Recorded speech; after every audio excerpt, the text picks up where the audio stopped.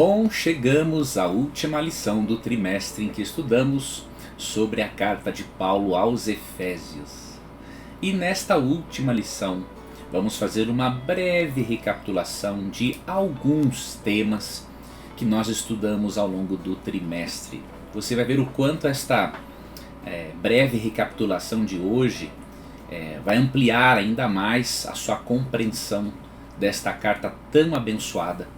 Carta esta que Paulo não escreveu tendo em mente apenas uma igreja local, né? Quando escreveu esta carta, o apóstolo Paulo se concentrou em questões universais, né, aplicáveis a todos os cristãos de todas as épocas, de todas as culturas. E quando nós fazemos aí uma análise, né, desta carta de Paulo, esta breve recapitulação para encerrarmos o trimestre, nós vamos aqui primeiramente percebermos, recapitulando, diríamos, Efésios 1, que uma das coisas mais importantes, a coisa mais importante, né, na vida de Paulo era a pessoa de Cristo e o seu plano de salvação. E a questão número 1 nos faz um convite para entrarmos no estudo. Reflita sobre Efésios 1. O que mais inspira você? Né? Quando lemos Efésios 1, nós aprendemos, entre outras coisas, obviamente, o que me inspira muito de forma particular, é o plano da salvação elaborado antes de o nosso planeta existir. Quando lemos Efésios capítulo 1, fica muito claro que o mal, o pecado, não pegaram a Deus de surpresa. Deus previu que isso iria acontecer e ele tomou providências para elaborar um plano de salvação. Não confunda previsão com predeterminação, tá? A predestinação bíblica é o ato de Deus conhecer as coisas com antecedência, mas isso não significa que necessariamente ele tenha que determinar que isso aconteça. Se a predestinação bíblica fosse causativa, então Deus é o causador do mal e do pecado.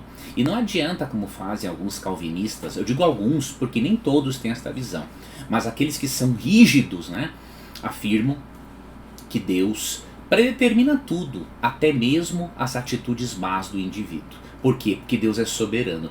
Como se a soberania de Deus fosse uma justificativa para a impiedade da parte dele. Uma coisa que é ridícula, absurda, contraditória e que faz até mal para a saúde mental, porque quando algo é totalmente contraditório, não contribui para a saúde psíquica, não é? Você tem que entender que o plano de Deus, né, a doutrina, a salvação, ela foi realmente predestinada, né? Deus elaborou um plano. Só que os detalhes históricos, né, que vão fazer parte deste plano envolvem também a atitude humana em resposta a esse plano. Então Deus não predetermina que todas as atitudes humanas têm que ser assim para ele salvar a pessoa. Deus não pode predeterminar que pessoas façam aquilo que ele mais odeia, que é o mal e o pecado. Tá? E se você atentar, por exemplo, para Efésios capítulo 1, versos 3 e 4, você vai entender de uma forma bem clara, na verdade verso 4 mais especificamente, que Deus não predestina quem vai se salvar e quem vai se perder.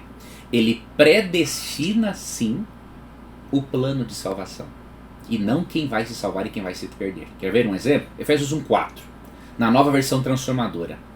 Mesmo antes de criar o mundo, Deus nos amou e nos escolheu em Cristo para, vamos ver, se é para ser salvo ou se e consequentemente alguns se perderem, né? Para sermos santos e sem culpa diante dele. Então Deus predetermina, ele elabora o plano de salvação e ele predestina o tipo de caráter dos salvos. E que tipo de caráter é esse? Santo e sem culpa diante de Jesus. Então é bem claro se você ler o texto com atenção.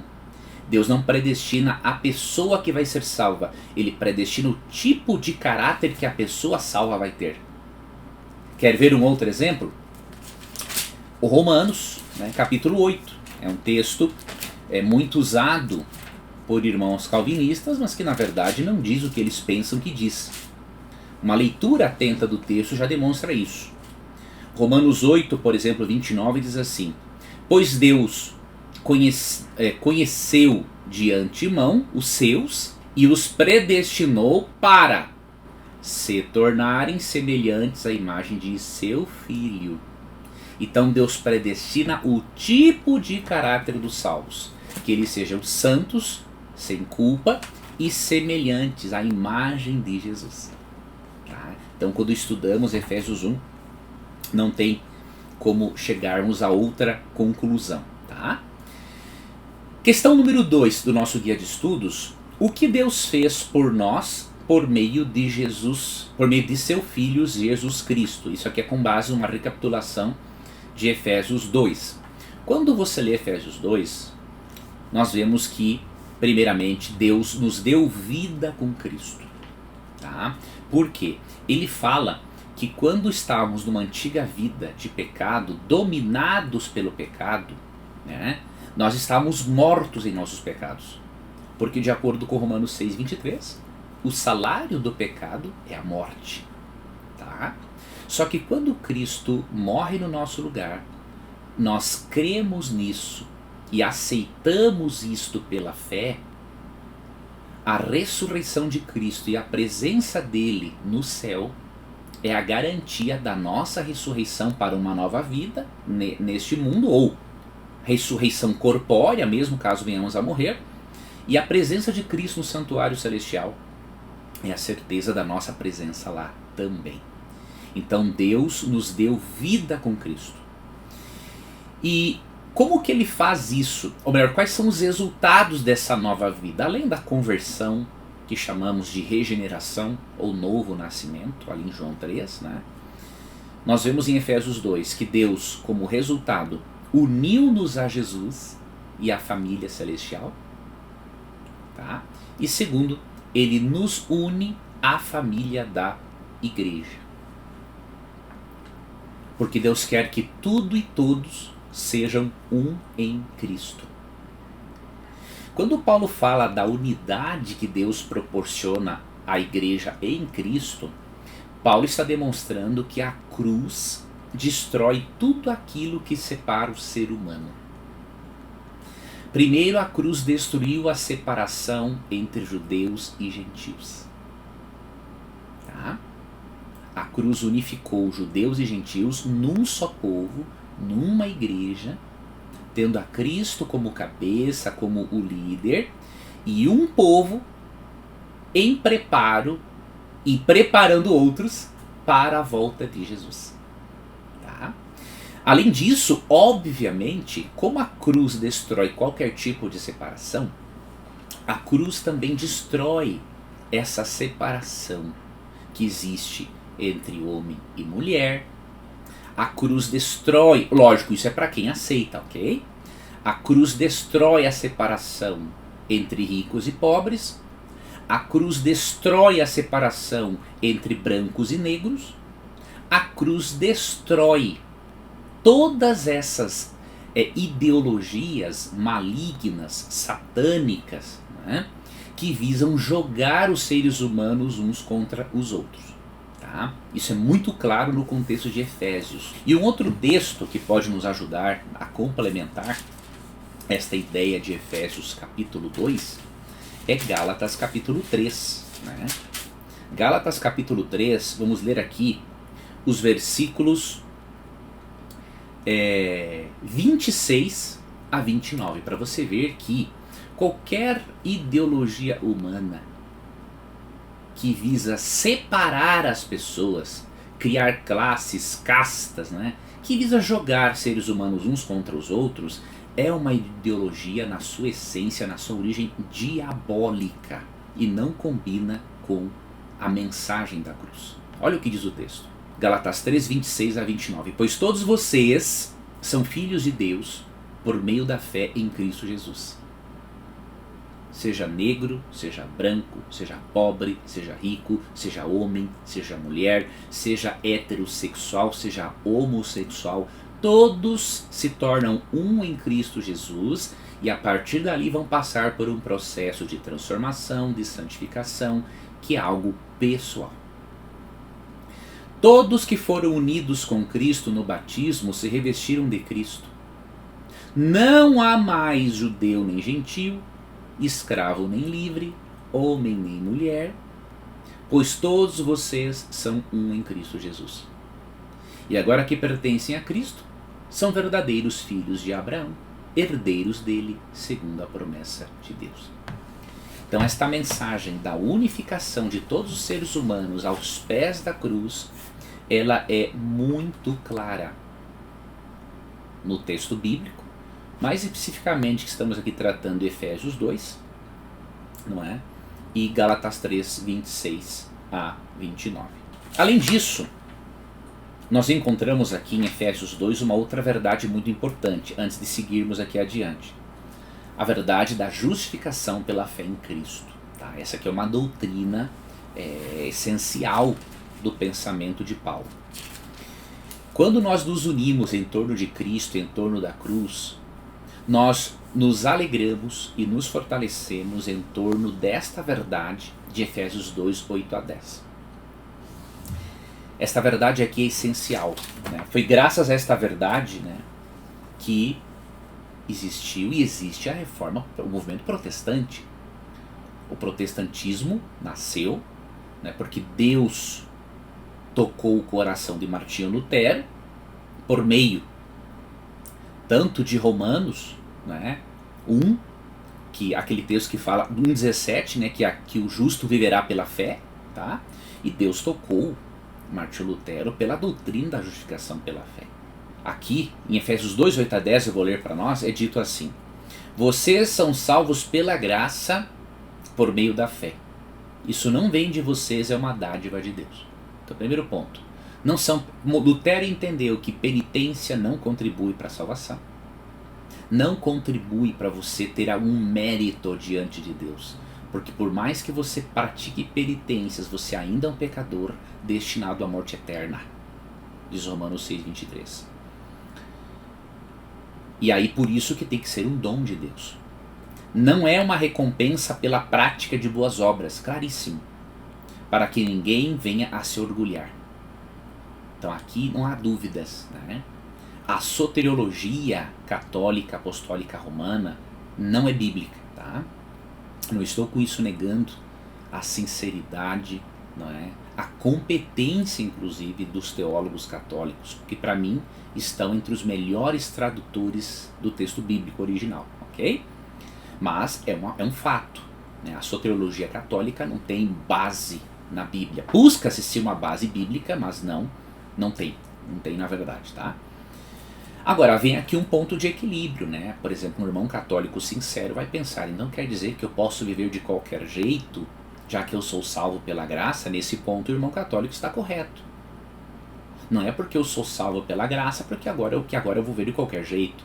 Porque o verso 10 diz assim: pois somos obra-prima de Deus, criados em Cristo Jesus, a fim de realizar as boas obras que Ele de antemão planejou para nós. Então olha que interessante. Há protestantes que vão para um extremo.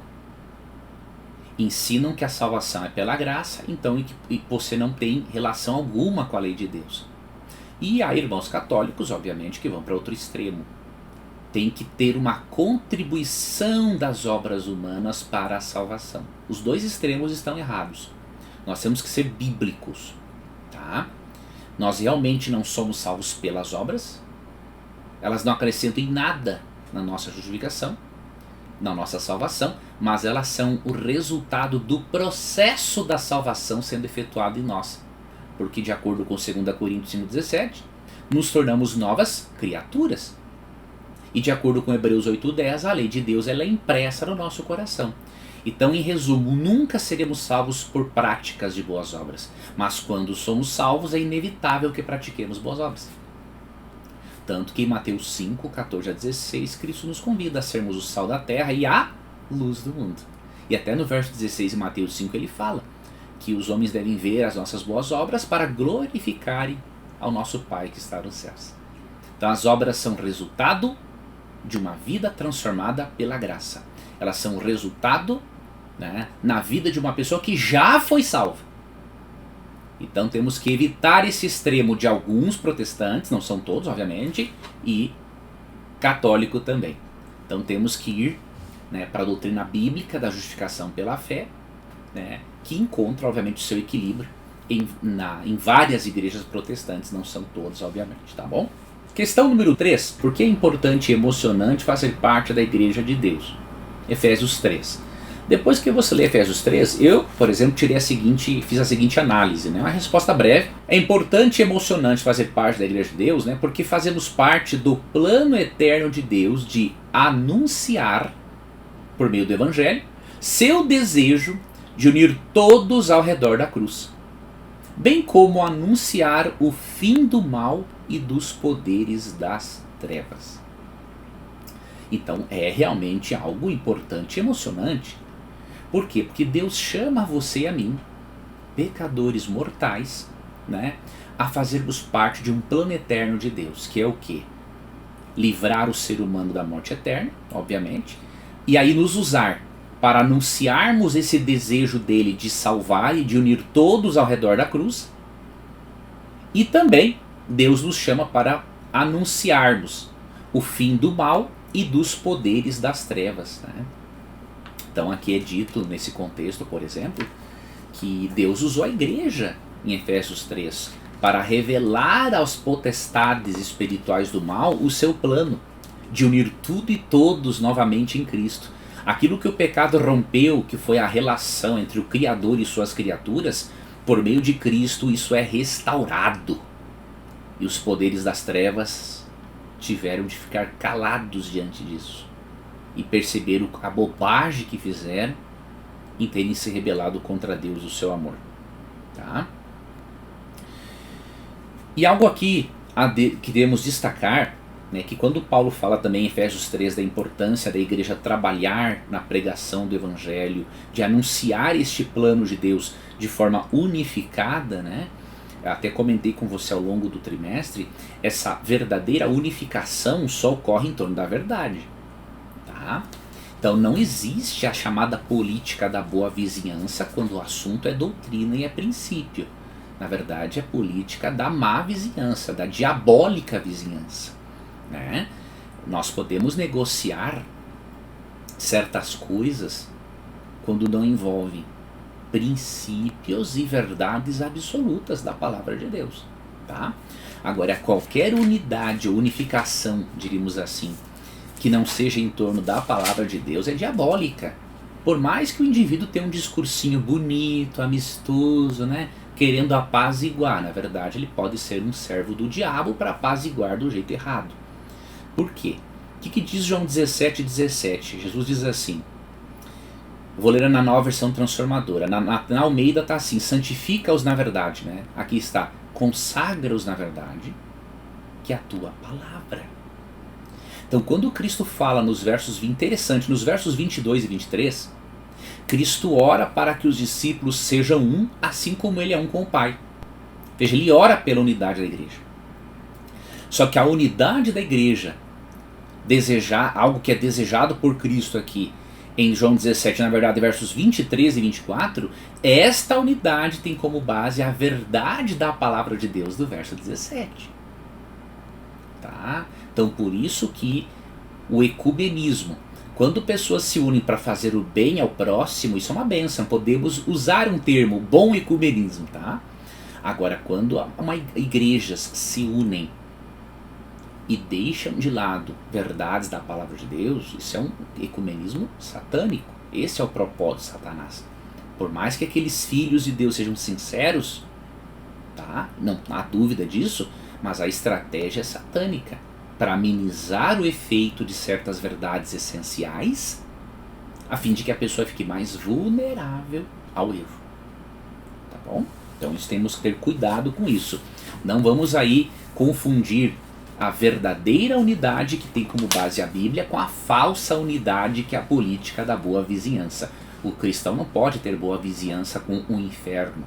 Não pode ter boa vizinhança com o diabo. Questão de número 4. Em Efésios capítulo 4, não é? Paulo pede aos crentes que parem de fazer algumas coisas e que se certifiquem de fazer outras. Quais são elas? Eu fiz aqui uma relação, não é?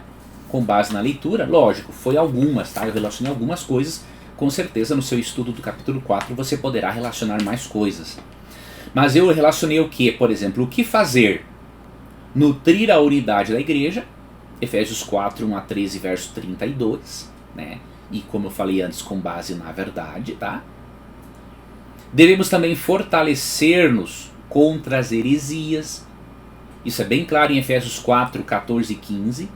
Ele diz que não devemos mais ser como meninos, agitados para um lado ou para o outro por todo vento de doutrina.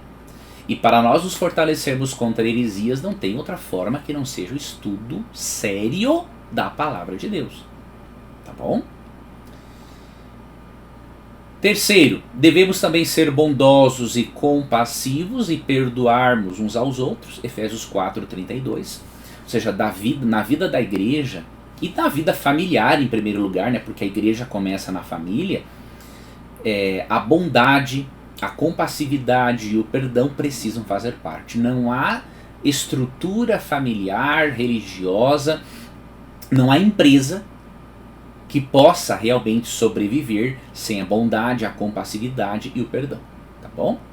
E aí o que devemos tirar, entre outras coisas, né? Efésios 4, 29 fala tirarmos de nós toda a linguagem indecente. Não é? Então tem pessoas que na internet mas xingam todo mundo. Primeiro, esses são covardes, né? Porque uma pessoa de vergonha na cara e de verdadeira coragem, ela vai resolver as suas diferenças com os outros de forma também corajosa pessoalmente. E não se acovardando, se escondendo por trás de um teclado. E segundo motivo, que é o mais importante, quando resolvemos diferenças, não devemos usar de linguagem indecente, obscena.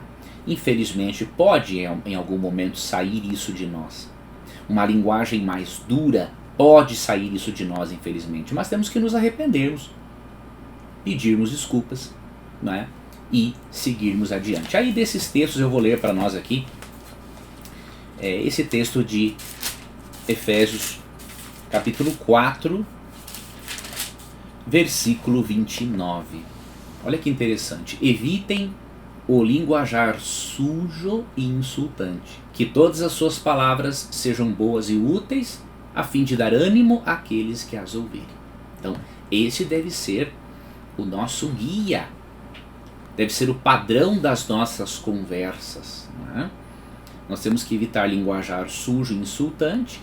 E antes de falarmos, pensarmos o seguinte: as minhas palavras vão ser úteis para dar ânimo, né, àqueles que ouvirem? Ou, como diz Paulo em 2 Timóteo 4,2, elas vão ser úteis para repreender, para corrigir, com amor, justiça, mas tem que haver, obviamente, em certos momentos, a repreensão. Então eu tenho que pensar, em resumo, considerar Provérbios 18, 21. Ali diz que as palavras têm o poder da vida e da morte, ou seja, as minhas palavras vão levar vida ou vão levar morte. Tendo em mente que aquilo que eu faço para os outros, eu vou receber também, porque existem leis naturais e espirituais que Deus criou, que eu vou, obviamente, receber aquilo que eu estou dando. Não tem outra alternativa, não tem como fugir disso. Mais cedo ou mais tarde, a conta chega. Ou a bênção, tá bom? E indo aqui para a questão de número 5 e última do nosso guia de estudos. Ao ler Efésios 5, reflita sobre como Paulo nos pede que vivamos o Evangelho em nossos relacionamentos. Qual de suas exortações é especialmente significativa, né, para você? Eu relacionei aqui algumas coisas, tá? Não fui 100%, não achei que precisava ser 100% responder esta pergunta. A pergunta é mais para dar um guia para nós, né, da análise e reflexão. Então, ao ler Efésios 5, o que eu relacionei aqui? Que Paulo diz que no dia a dia devemos imitar o amor de Deus. E como? Primeiro, quando nós não imitamos o amor de Deus, você percebe aqui em Efésios 5, nós estamos agindo como pagãos não convertidos. Tá? Então, um pagão que não é convertido, se ele não imita o amor de Deus nos seus relacionamentos interpessoais, ele ainda é um pagão. Então, ele pode ter sido batizado, mas o coração, diríamos assim, não foi batizado ainda. Então é um pagão ainda. Tá? E Além disso, para nós imitarmos o amor de Deus no dia a dia e não sermos pagãos não convertidos, precisamos aqui em Efésios 5, né, vivermos como filhos da luz. Então veja que coisa, né? Você tem que ser um filho da luz e não um filho das trevas. E na forma como nos relacionamos com o nosso cônjuge, com os nossos filhos, com os nossos pais, com os nossos irmãos, com os nossos parentes, com os nossos amigos, com os nossos vizinhos, com os membros da nossa igreja, com os colegas de trabalho, a maneira como nos relacionamos com as pessoas vai demonstrar se estamos sendo filhos da luz, que levam a luz do Evangelho aonde quer que nós estejamos, ou se seremos filhos das trevas. Ou seja, isso vai demonstrar se vamos levar vida com as nossas palavras ou a morte, como diz Provérbios 18, 21. Né? E aí Paulo fala, obviamente, aqui, ele até aconselha aos Efésios e a nós também, a termos um estilo de vida que reflita o amor de Deus. Ou seja, quando nós imitamos a Deus, o nosso estilo de vida, quando tratamos as pessoas da maneira como Deus trata, ou da forma como gostaríamos de ser tratados, né, como Jesus ensina em Mateus 7,12, automaticamente, ao imitarmos a Deus, nós vamos ter um estilo de vida que imita o amor de Deus. E Paulo diz para nós nos afastarmos, né, da escuridão de um passado não convertido, a fim de sermos filhos da luz. E, finalizando Efésios 6, não é? Nós aprendemos que nós fazemos parte de um exército que luta contra as forças do mal. Nós lutamos para que o reino de paz do príncipe da paz, que é Cristo, de acordo com Isaías 9,6, nós lutamos para que este reino se instaure. Só que não nos esqueçamos de uma coisa. Muitas vezes, esse não é o ideal. O ideal era que nem existisse a luta, né? Deus criou o universo para viver em pleno amor e harmonia com o Criador. Mas assim como numa guerra, muitas vezes a paz existe a preço do sangue, né? Nessa luta pela paz do reino do príncipe da paz vai haver derramamento de sangue. Nosso ou dos inimigos de Deus. Isso é inevitável.